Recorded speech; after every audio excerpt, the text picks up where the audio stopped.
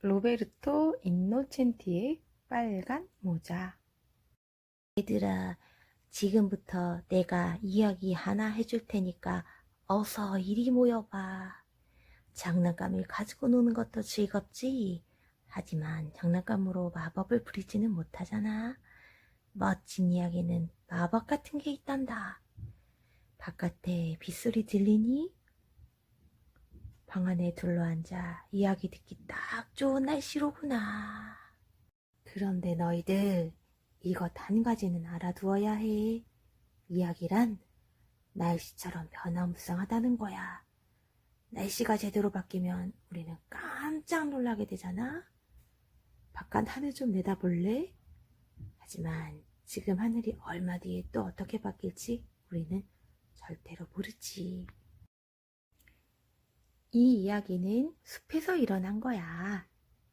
이 숲에는 울창한 나무 같은 건 없어. 콘크리트와 벽돌로 이루어진 도시숲이야. 그날은 유달리 햇빛이 좋았고 도시숲 아파트 사람들은 다들 그럭저럭 행복한 하루를 보내고 있었지. 이 변두리 아파트 어느 집에 얌전한 한 소녀가 살고 있었어. 이름은 소피아야. 소피아는 여동생이랑 엄마랑 셋이 살고 있어. 할머니는 소피아네 집에서 좀 떨어진 동네에서 혼자 살고 계시지.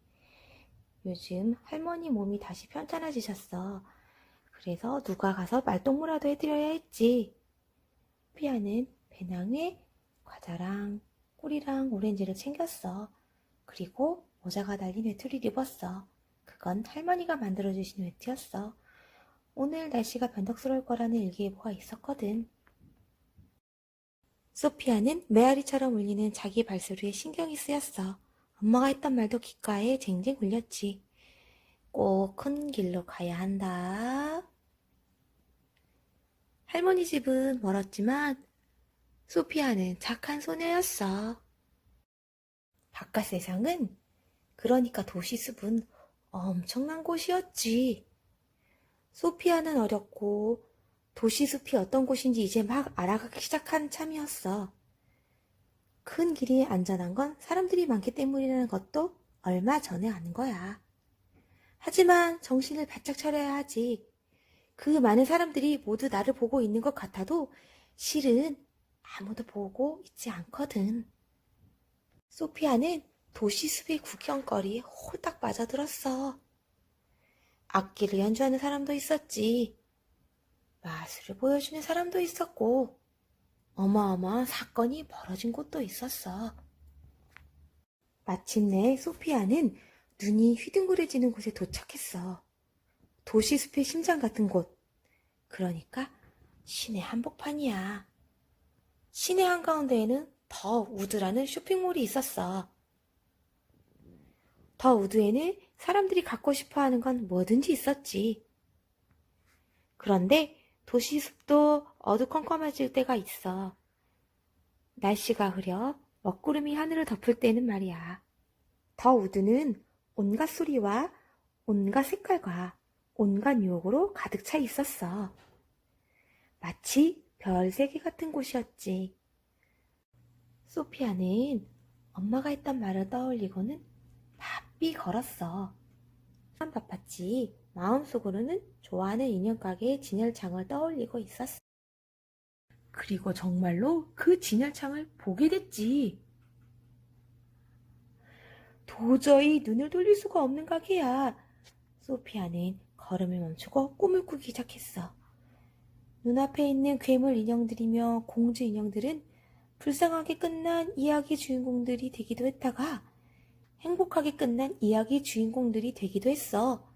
옛날 이야기가 떠오르기도 했고 공상과학 미래 이야기가 떠오르기도 했어. 소피아는 더 우드 안을 더 돌아다니고 싶었어. 하지만 배낭이 무겁게 느껴졌어. 더 꾸물거릴 수가 없었어. 소피아는 나가는 문을 찾아 헤맸지. 더 우드에는 문이 너무 많았어. 사방팔방으로 문이 나 있는 거야.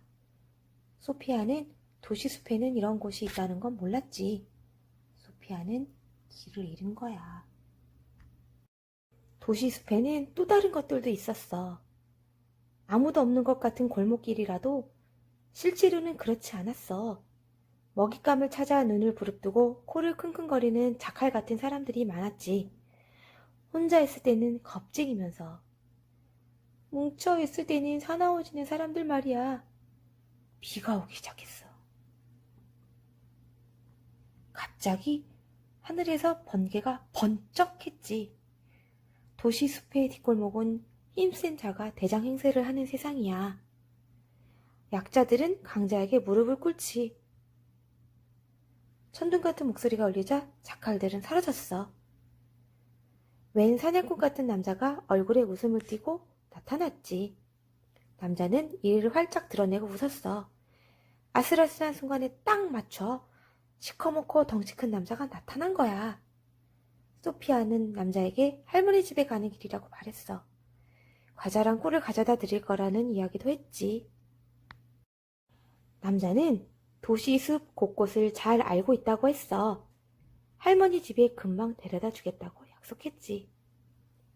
다시 해가 나오고 있었어. 남자의 전화벨이 울렸어. 남자는 미안하다며 더 데려다 주지 못하겠다고 했지. 바쁜 일이 생겼다는 거야. 어쨌거나 할머니 집은 한결 가까워졌어. 아니, 그래도 아직 멀었어. 하늘이 다시 우르릉거렸어. 소피아는 뛰기 시작했어.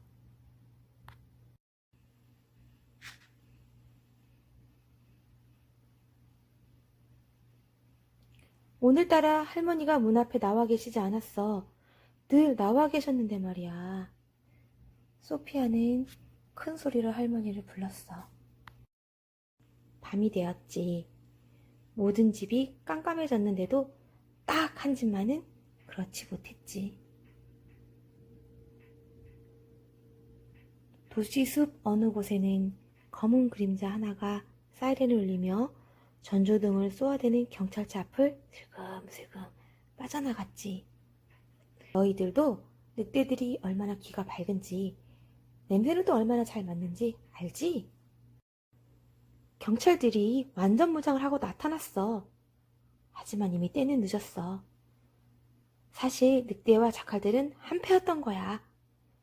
똑같이 속이 시커먼 미소를 짓지. 좀 크게 웃고 작게 웃고의 차이가 있을 뿐이야.